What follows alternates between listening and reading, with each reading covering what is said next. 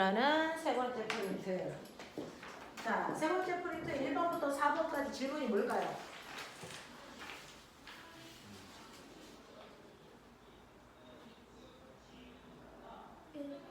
1번이 문제인데요. 보면 실제로 같은 높이의 건물에서 같은 빠르기로 던지는데 던지는 방향만 이 방향으로 던져요. 속력은 같아요. 이 방향으로도 던져요. 속력 같아요. 이 방향으로도 던져요. 같은 속력으로 던져요. 자, 이 세 가지 방법으로 던졌을 때 바닥에 쿵 하고 닿을 건데 누가 빨리 내려와? 라고 얘기하면 아래 방향으로 이렇게 던진 아이가 위로 올라갔다 떨어지는 것보다 더 빨리 떨어져요. 되겠죠? 그래서 얘는 1초 만에 떨어지면 얘는 2초, 얘는 바닥에 닿을 때까지 3초 걸려요. 이런 느낌이야. 되겠어?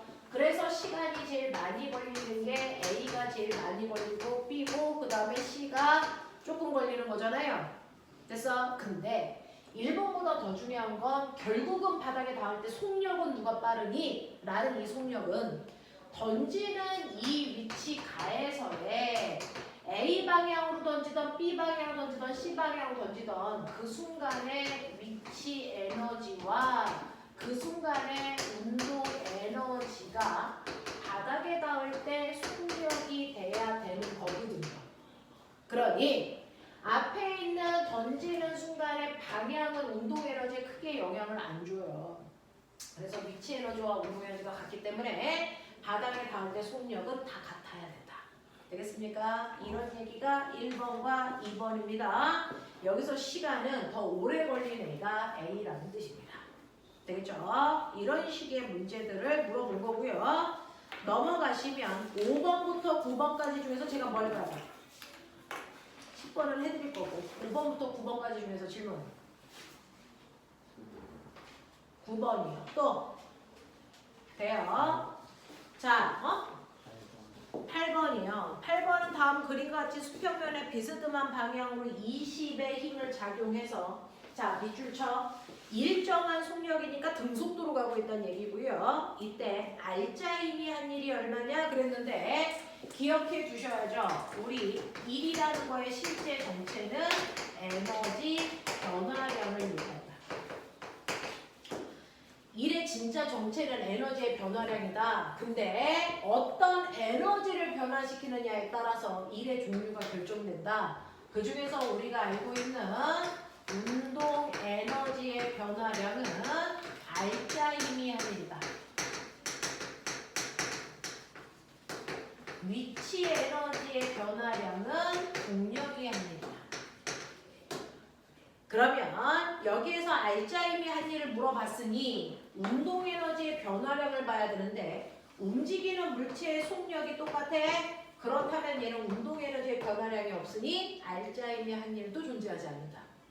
알겠습니까? 이런 얘기입니다. 그렇게 알아들으셔야 됩니다. 자, 그 다음에 9번 보시면 질량이 200g의 탄알을 쏩니다. 자, 벽을 향해서 쐈더니 이 탄알이 날라오다가 벽을 뚫고 들어가서 멈췄어요. 이거예요. 벽을 뚫고 들어간 깊이가 얼마냐면 10cm입니다. 이런 얘기 한 거잖아요. 그러면 우리는 여기서 뭘 생각할 수 있냐면 이 탄알은 날라오고 있었으니까 그 순간 탄알이 운동 에너지를 가지고 있어. 운동 에너지를 가지고 있다가 얘가 가다가 멈췄다는 건 운동 에너지가 0 됐다는 거야. 그러면 에너지는 갑자기 없어지는 게 아니고 다른 형태의 에너지로 전환되거나 일할 때 쓰는 거야. 그 중에서 이 탄알이 운동 에너지가 0 된 이유는 탄알이 뚫고 들어가는 일했기 때문이지. 그래서 마찰이 한 일로 바뀌었다는 거야. 알겠어? 그러면 이 탄알이 가지고 있는 운동 에너지는 2분의 1 mv 제곱이니까 이게 박힐 때는 마찰력에다가 밀고 간 거리를 곱하면 돼요. 이런 얘기잖아요. 그랬을 때 이때 작용한 평균 힘인 마찰력이 얼마니? 이거 묻는 거예요.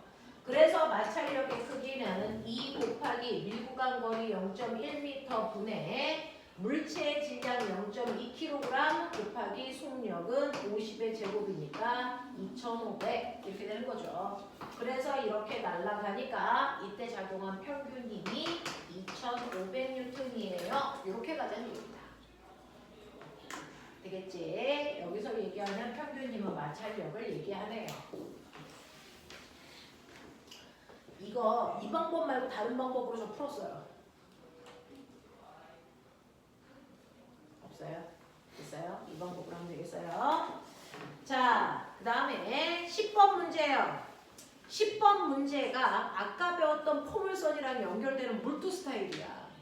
실제로요. 얘는 자, 바닥에 마찰 같은 게 없습니다. 미끄러지는 이라고 하는 건 마찰이 없으니까 역학적에는 좀 보존돼 이런 느낌이야. 그래서 얘가 이렇게 되어 있는 여기서 얘가 활강을 한다는 얘기는 수평으로 뛴다는 얘기야.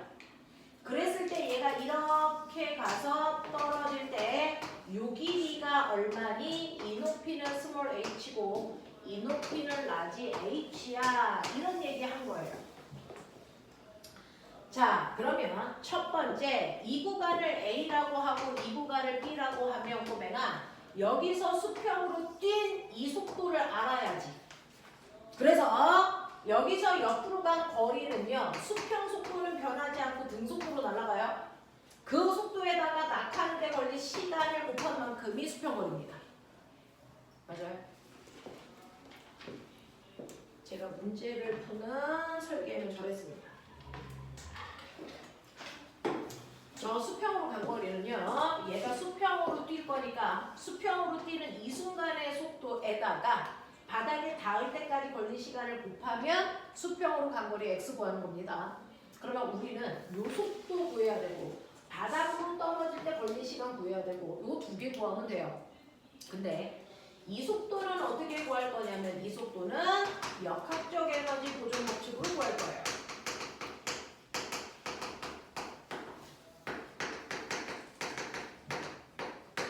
그래서 첫 번째 A 지점에는 가만히 있었으니까 A 지점에서의 위치 에너지에다가 이렇게 내려오면서 감소한 높이만큼이 돼서 운동 에너지로 바뀌고 나머지 높이가 위치 에너지니까 이 위치 에너지에서 이 위치 에너지를 빼면 운동 에너지가 되는 거 맞죠? 되겠어? 그러니까 여기서 mgh를 빼면 이 순간 요 속도를 가지고 있는 운동 에너지가 나와요. 이거잖아요. 의미 없는 예를 지우시고 됐어. 계산을 하시면 이때 수평으로 뛰는 속도 V는요. 루트 2g 라지 h 빼기 스몰 h 요게 속도예요. 괜찮아? 이렇게 문자 계산하는 거야. 자, 그 속도로 수평으로 날아갈 겁니다. 그래서 이 V가 정체가 얘란 얘기야. 그러면 얘가 요 높이 h를 낙하할 때 걸린 시간은 얼마입니까? 라고 했는데 얘가 수평으로 뛰는 그 순간부터 얘는 자유낙하하는 거죠. 되겠어? 자, 그러면 스몰 h 낙하하는데 걸린 시간은 우리가 아까 자유낙하 공식 두 번째 h는 2분의 1 gt 제곱 기억나요? 되겠어? 그래서 이때 낙하하는데 걸린 시간 t는 됐어? 루트 언제나 g분의 2h야. 등가속도 공식은 못 외우면서 이런 문제를 못 풀어요. 활용을 해야 되는 거기 때문에 그렇습니다. 자, 그래서 이 속도에다가 얘를 곱하면 되니까 여기다가 곱하시면 g분의 2h를 루트 안에서 곱하시면 얘 날라가요. 됐죠? 그래서 수평으로 간 거리가 이 루트니 스몰 h분의 라지 h 빼기 스몰 h의 모습이 나온다. 이런 얘기입니다. 괜찮죠? 답을 보면 어마어마하게 뭐 대단한 거 있는 것처럼 보이지만 사실은 우리가 아까 배웠던 포물선 운동 연결하는 겁니다. 포물선 운동 연결해서 푸는 겁니다. 됐죠? 자, 그러면 우리가 오늘까지 해야 될 것들은 다 했습니다. 그러면 아까 드린 우리 수업하고 있는 프린트 보이시죠? 자, 이걸 해결해야 되겠죠? 요 프린트요. 자, 알짜힘부터 시작해서 네, 기본적으로 운동에 해당되는데요. 자, 풀면서 자, 어디 피시면 되냐면 21페이지 뭐 이렇게 되어 있네요. 중간중간 문제가 껴있어요. 자, 21페이지가 아니고 15페이지부터구나. 15페이지부터 넘기면서 문제 풀고 채점하고 그래서 질문하고를 지금부터 20분 동안 하고 가죠. 시작! 20분밖에 안 남았어.